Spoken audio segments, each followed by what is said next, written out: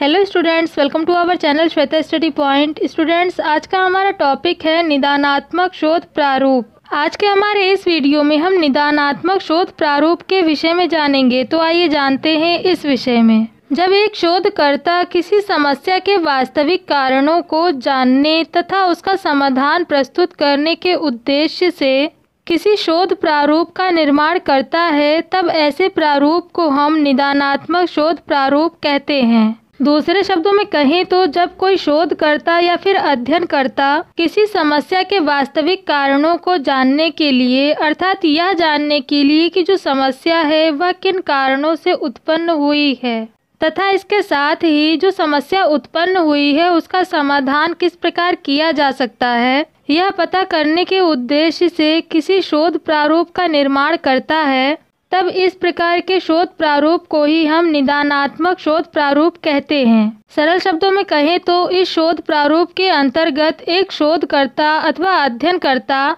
किसी समस्या के वास्तविक कारणों को जानने, अर्थात यह जानने का प्रयास करता है कि जो समस्या उत्पन्न हुई है उसके पीछे क्या कारण है, किन कारणों के कारण वह समस्या उत्पन्न हुई है और उसका समाधान किस प्रकार से किया जा सकता है, यह जानने का प्रयास करते हैं। जैसे कि यदि समस्या हम बाल अपराध मान लें तो इस शोध प्रारूप के अंतर्गत शोधकर्ता यह जानने का प्रयास करेगा कि समाज में बाल अपराध क्यों बढ़ रहे हैं, इसके पीछे क्या कारण है और इसे किस प्रकार से रोका जा सकता है, अर्थात इस समस्या का समाधान कैसे किया जा सकता है। निदानात्मक शोध प्रारूप अध्ययनकर्ता को किसी समस्या का समाधान मनमाने रूप से करने की छूट नहीं देता, बल्कि उन पद्धतियों को महत्व देता है जिनके द्वारा तथ्यों का तटस्थ रूप से संकलन करके समस्या के वास्तविक कारणों को ज्ञात किया जा सके। कहने का तात्पर्य यह है कि निदानात्मक शोध प्रारूप के अंतर्गत अध्ययनकर्ता को किसी भी समस्या का समाधान मनमाने ढंग से करने की छूट नहीं होती है, अर्थात इस शोध प्रारूप के अंतर्गत अध्ययनकर्ता अथवा शोधकर्ता किसी भी समस्या का समाधान अपने मनमाने ढंग से नहीं कर सकता है,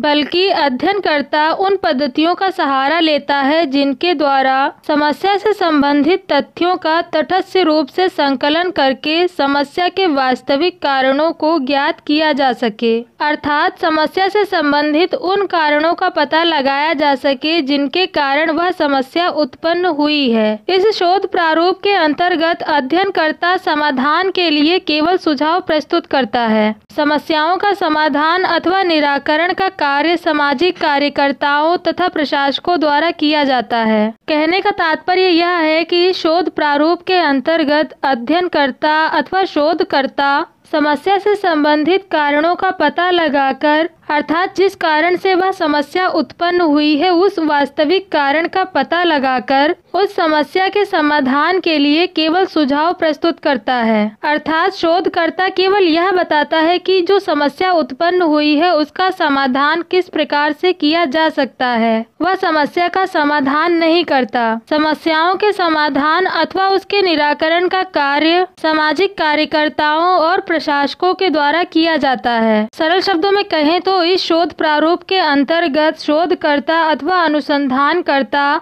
जिस किसी भी समस्या के विषय में यह शोध करता है, शोधकर्ता का कार्य केवल उस समस्या से संबंधित वास्तविक कारणों का पता लगाना और उससे संबंधित, अर्थात उस समस्या के समाधान से संबंधित उपायों को बताना होता है। शोधकर्ता उस समस्या के समाधान के लिए कोई भी कार्य नहीं करता है। उस समस्याओं के समाधान का कार्य जो सामाजिक कार्यकर्ता होते हैं उन सामाजिक कार्यकर्ताओं और प्रशासकों के द्वारा किया जाता है। उदाहरण के लिए यदि हम वेश्यावृत्ति के कारणों को ज्ञात करने एवं उन कारणों पर आधारित एक व्यवहारिक समाधान प्रस्तुत करने के लिए अध्ययन की एक योजना तैयार करें तो इस योजना को निदानात्मक शोध अभिकल्प कहा जाएगा। निदानात्मक शोध अभिकल्प की प्रकृति को इसकी कुछ विशेषताओं के आधार पर समझा जा सकता है, जो कि इस प्रकार हैं। इसकी पहली विशेषता यह है कि इस शोध प्रारूप का मुख्य उद्देश्य किसी विशेष समस्या अथवा समस्याओं के समाधान के लिए व्यवहारिक आधार प्रस्तुत करना है। दूसरे शब्दों में कहें तो इस शोध प्रारूप के अंतर्गत अध्ययनकर्ता का मुख्य उद्देश्य अर्थात शोधकर्ता का एकमात्र उद्देश्य किसी विशेष समस्या अथवा समस्याओं के समाधान के लिए एक व्यवहारिक आधार प्रस्तुत करना होता है। इसकी दूसरी विशेषता यह है कि निदानात्मक शोध प्रारूप के प्रथम चरण में ही एक से अधिक उपकल्पनाओं का निर्माण कर लिया जाता है, जिससे कि अध्ययन को सही दिशा प्राप्त हो सके। कहने का तात्पर्य यह है कि शोध प्रारूप के अंतर्गत अध्ययनकर्ता अथवा शोधकर्ता शोध के पहले चरण में ही समस्या से संबंधित एक से अधिक उपकल्पनाओं का निर्माण कर लेता है, जिससे कि उसके अध्ययन को सही दिशा मिल सके और वह अध्ययन के दौरान अपनी दिशा से भटके नहीं। इसकी तीसरी विशेषता यह है कि इस शोध प्रारूप के द्वारा समस्या की तह में छिपे प्रत्येक संभावित कारण को ज्ञात करके उसके तुलनात्मक प्रभाव की जानकारी प्राप्त करने का प्रयास किया जाता है।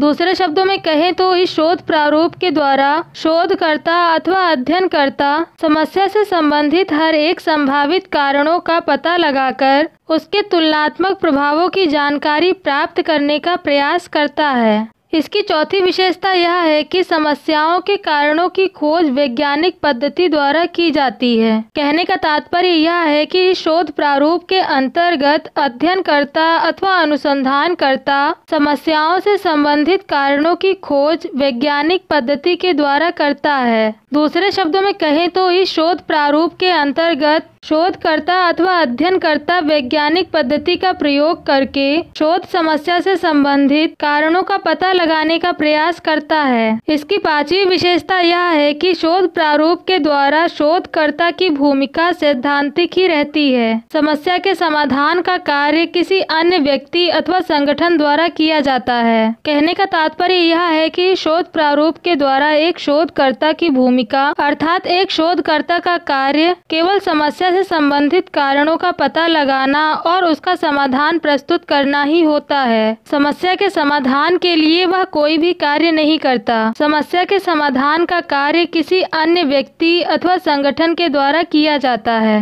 निदानात्मक शोध प्रारूप के प्रकृति की छठी विशेषता यह है कि निदानात्मक शोध प्रारूप ज्ञान की वृद्धि में रुचि लेने के बाद भी प्रमुख रूप से किसी समस्या के समाधान का एक माध्यम ही होता है। स्टूडेंट्स, ये थी जानकारी निदानात्मक शोध प्रारूप के विषय में। अगर आपको मेरा वीडियो पसंद आया हो तो वीडियो को लाइक और शेयर जरूर करें। चैनल को सब्सक्राइब करना ना भूलें और साथ ही बेल आइकन को जरूर दबाएं, जिससे कि आपको मेरी आने वाली नई वीडियो की नोटिफिकेशंस मिल सके।